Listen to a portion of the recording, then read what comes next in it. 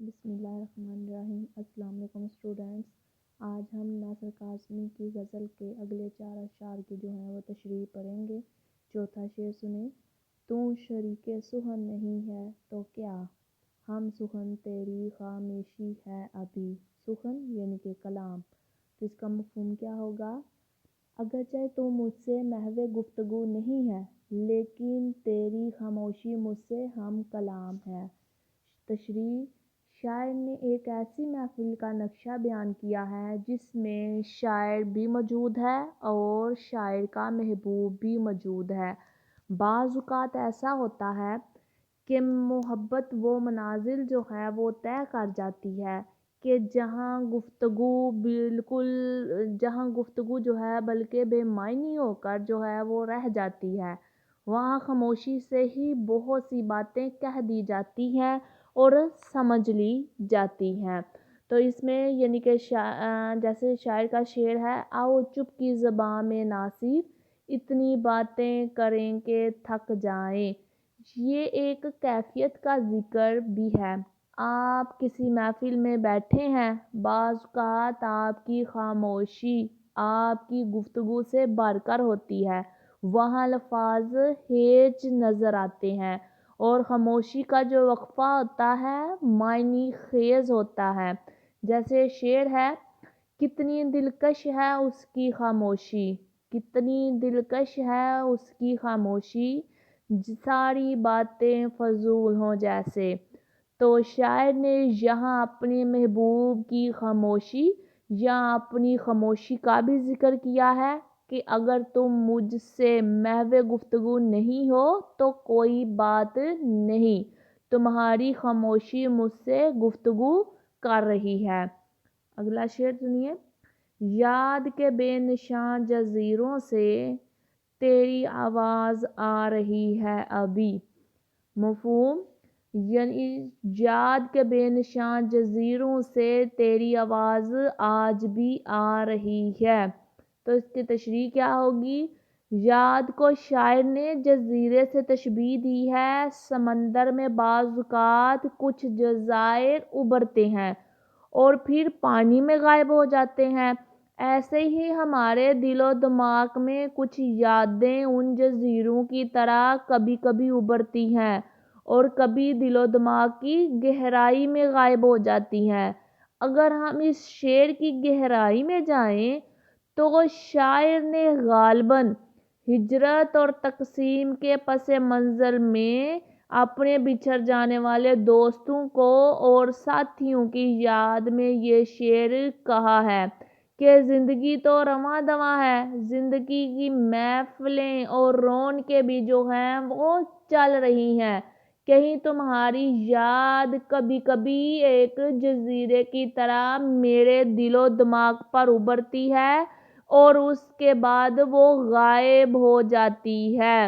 شعر ہے جی: تو جیسے میرے پاس ہے اور محو سخن ہے، تو جیسے میرے پاس ہے اور محو سخن ہے، محفل سی جما دیتی ہیں اکثر یادیں تیری۔ یاد انسان کا بڑا قیمتی سرمایہ ہوتی ہے۔ انسان تنہا ہو کر بھی تنہا نہیں ہوتا۔ جو لوگ ہمیں چھوڑ کر چلے جاتے ہیں یا اس دنیا سے رخصت ہو جاتے ہیں یا وہ دنیا کے ہنگاموں میں ہم سے کھو جاتے ہیں، وہ ظاہری طور پر تو ہم سے دور ہو جاتے ہیں، لیکن اپنی یادوں کے سہارے، اپنی یادوں کی وجہ سے وہ ہمارے دل و دماغ میں ہمیشہ تر و تازہ رہتے ہیں۔ اس لیے شاعر کہہ رہا ہے: یاد کے بے نشان جزیروں سے تیری آواز آ رہی ہے ابھی۔ شعر ہے: گزاری تھی خوشی کی چند گھڑیاں، گزاری تھی خوشی کی چند گھڑیاں، انہی کی یاد اپنی زندگی ہے۔ تو شاعر گویا اپنے دوست، ان دوستوں اور عزیزوں کو یاد کر رہا ہے جنہیں وہ تقسیم کے ہنگامے میں پیچھے چھوڑ آئے اور ناصر کاظمی کی زندگی پر اس کا جو اثر پڑا اس کی طرف بھی یہ اشارہ ہو سکتا ہے کہ وہ دوست، وہ احباب جو زندگی کا ایک قیمتی سرمایہ تھے، وہ اس ہنگامے کی نظر ہو گئے ہیں، تو اب ان کی یاد شاعر کا بہترین سرمایہ ہے۔ اگلا شعر دیکھیے۔ شہر کی بے چراغ گلیوں میں زندگی تجھ کو ڈھونڈتی ہے ابھی۔ مفہوم کیا ہے؟ شہر کی اندھیری گلیوں میں زندگی اب بھی تجھے تلاش کرتی ہے۔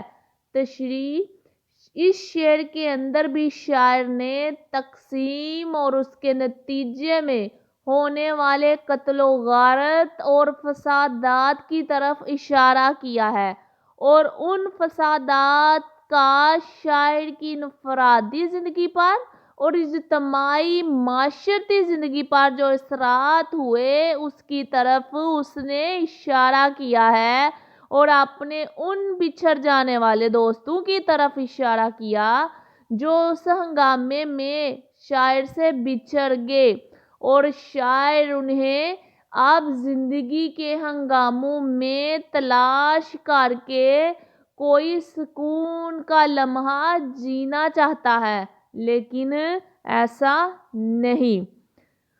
شعر: خوشی کی رت ہو کہ غم کا موسم، خوشی کی رت ہو کہ غم کا موسم، نظر اسے ڈھونڈتی ہے ہر دم۔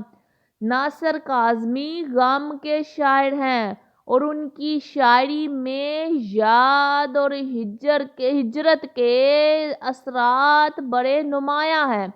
انہوں نے تقسیم ہندوستان کے نتیجے میں جو ہجرت کی اور انہوں نے اپنی انفرادی زندگی میں جو اس کے اثرات دیکھے، یا انہوں نے معاشرے میں اس تباہی اور بربادی کے جو اثرات دیکھے، اسے نہ صرف محسوس کیا بلکہ اسے بیان بھی کیا۔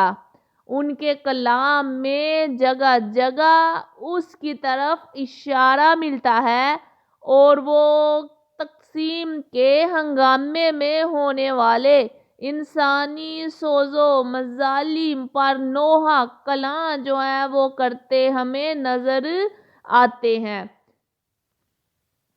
جیسے شعر ہے: بول اے میرے دیار کی سوئی ہوئی زمین، بول اے میرے دیار کی سوئی ہوئی زمین، میں جن کو ڈھونڈتا ہوں کہاں ہیں وہ آدمی۔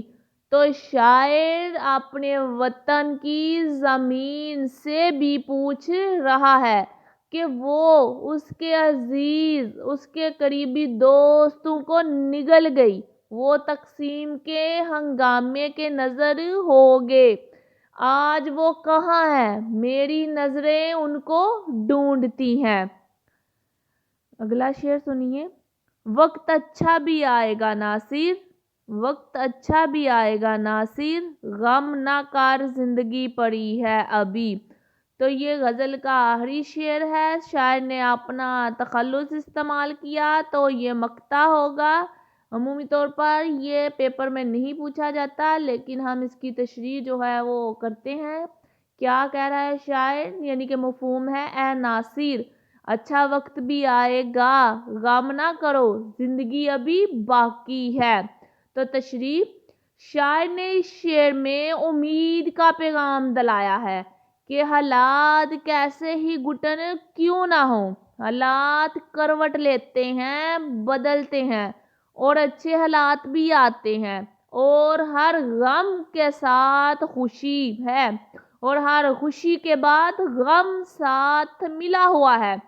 اس لیے انسانی زندگی اسی چیز کا جو ہے وہ خلاصہ ہے کہ انسان غموں اور دکھوں اور خوشیوں کے ساتھ ساتھ زندگی بسر کرتا ہے۔ شعر ہے: ہوائے دورے میں خوشگوار راہ میں ہے، خزاں چمن سے ہے جاتی بہار راہ میں ہے۔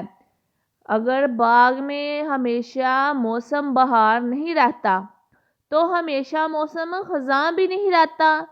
خزاں کی جگہ لینے کے لیے بہار آتی ہے، اور بہار کے بعد خزاں ضرور اپنا رنگ جماتی ہے۔ ایک غم کے بعد ایک خوشی ضرور ملتی ہے، اور خوشی کے بعد غم بھی انسان کے لیے منتظر ہوتا ہے۔ تو امید ہے آپ کو جو لیکچر کی سمجھ آ گئی ہوگی۔ حوالے کے اشعار آپ جب تشریح کریں تو ضرور دیں۔ اللہ حافظ۔